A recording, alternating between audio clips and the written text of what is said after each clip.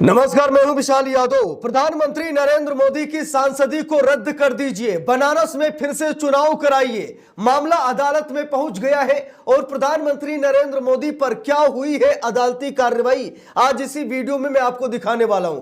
दोस्तों, हम सभी लोगों को मालूम है कि लंबे समय से आरोप लग रहे हैं कि प्रधानमंत्री नरेंद्र मोदी ने बल के दम पर बनारस का लोकसभा चुनाव जीता है। नरेंद्र मोदी चुनाव हार गए थे, लेकिन चुनाव आयोग ने नरेंद्र मोदी को चुनाव जिताया है। दोस्तों, मामला अदालत में पहुंच गया है। यह मांग की गई है कि बनारस का चुनाव फिर से कराया जाए। प्रधानमंत्री नरेंद्र मोदी को अयोग्य ठहरा दीजिए, सांसदी रद्द कर दीजिए और फिर से चुनाव कराइए। दूध का दूध, पानी का पानी हो जाएगा। दोस्तों, जैसे ही मामला अदालत में गया, वैसे ही पूरे देश में हड़कंप मच गया कि अरे वाह, प्रधानमंत्री नरेंद्र मोदी की सांसदी को चुनौती दी गई है, चैलेंज किया गया है। नरेंद्र मोदी की सांसदी को रद्द करने की मांग कर दी गई है।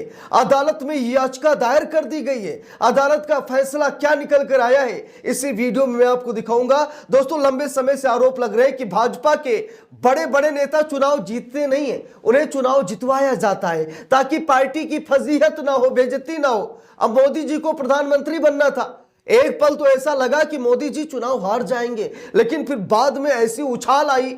हम सभी लोगों ने लोकसभा चुनाव 2024 का परिणाम देखा है। यहां तक कि कांग्रेस नेता अजय राय ने अपने आप को वहां का सांसद भी घोषित कर दिया है कि नरेंद्र मोदी ने बेईमानी करके चुनाव जीता है। सच्चाई यह है कि चुनाव हमने जीता है। तो दोस्तों, मोदी जी हो या फिर भाजपा का कोई बड़ा नेता हो, वो लोग चुनाव जीत ही जाते हैं किसी भी तरीके से। लेकिन मोदी जी को शायद ये पता नहीं था कि मामला अदालत में भी चला जाएगा और हमारी सांसदी को चैलेंज कर दिया जाएगा, हमारी सांसदी को रद्द करने की मांग कर दी जाएगी। अरे, बनारस का चुनाव फिर से कराने की मांग कर दी जाएगी।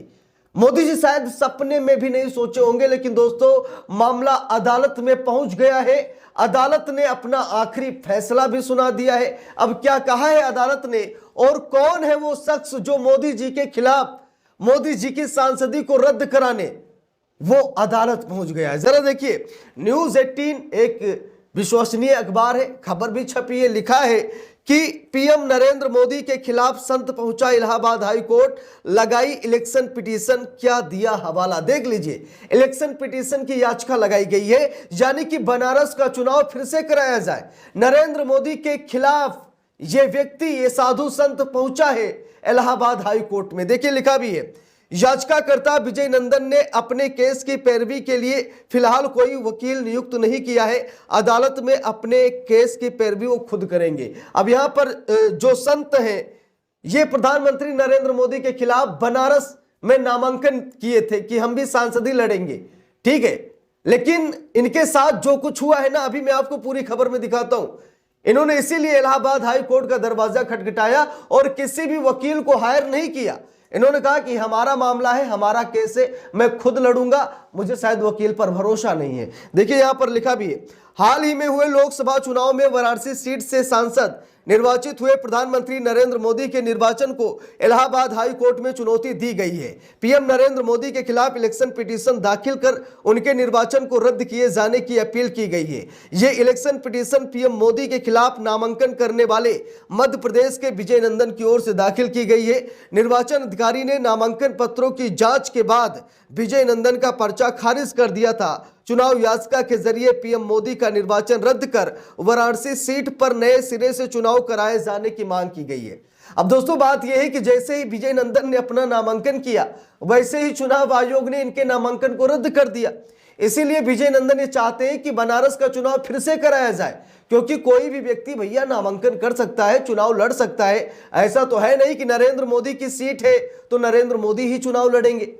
भाई, बनारस में हो या फिर किसी भी सीट पर हो, भाई लोग कैंडिडेट खड़े हो सकते हैं। लेकिन जब विजय नंदन ने नामांकन किया तो उनका नामांकन खारिज कर दिया गया, कोई कारण भी नहीं बताया गया।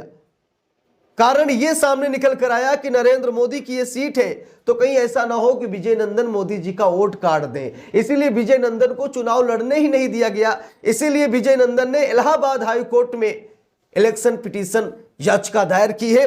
देखिए, यहां पर लिखा भी है, विजय नंदन ने इस याचिका में कहा कि प्रधानमंत्री नरेंद्र मोदी के रसूख के चलते उनका नामांकन खारिज कर दिया गया। सीधे तौर पर याचिका में उन्होंने ये कहा कि नरेंद्र मोदी के रसूख के चलते बल के चलते उनका नामांकन जो है रद्द कर दिया गया। लिखा है विजय नंदन की इस याचिका में कहा गया है कि प्रधानमंत्री नरेंद्र मोदी के रसूख के चलते उनका नामांकन खारिज कर दिया गया।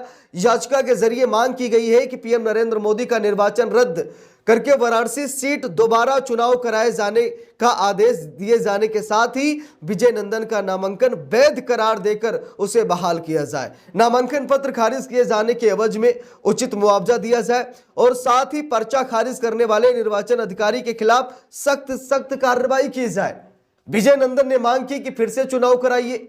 मोदी जी की सांसदी गलत तरीके से हासिल की गई है, उसे असंवैधानिक करार कर दिया जाए। मोदी जी की सांसदी को रद्द कर दिया जाए और जिस चुनाव आयोग के अधिकारी ने मेरा नामांकन खारिज किया है उसके ऊपर कार्रवाई की जाए। ये मांग विजय नंदन कर रहे हैं। देखिए लिखा भी है, प्रधानमंत्री नरेंद्र मोदी के खिलाफ चुनाव याचिका दाखिल करने वाले विजय नंदन ने बीते लोकसभा चुनाव में वाराणसी सीट से नामांकन दाखिल किया था। जनहित किसान पार्टी के उम्मीदवार के तौर पर अपना पर्चा दाखिल किया था। नामांकन पत्रों की जांच के बाद उनका पर्चा खारिज कर दिया गया था। नामांकन में आप सभी लोगों ने देखा कि पत्र में कोई गलती नहीं थी, उसके बावजूद नामांकन को खारिज कर दिया गया। लिखा भी है, नामांकन दाखिल करने वाले विजय नंदन मध्य प्रदेश के सिवनी जिले के रहने वाले हैं। वो संत भी हैं और जूना अखाड़े से जुड़े हुए भी हैं। विजय नंदन का आरोप है कि उनका पर्चा मनमाने तरीके से खारिज किया गया है। उनका नामांकन पत्र में कोई गलती भी नहीं थी। वाराणसी सीट पर निष्पक्ष चुनाव नहीं हुआ है।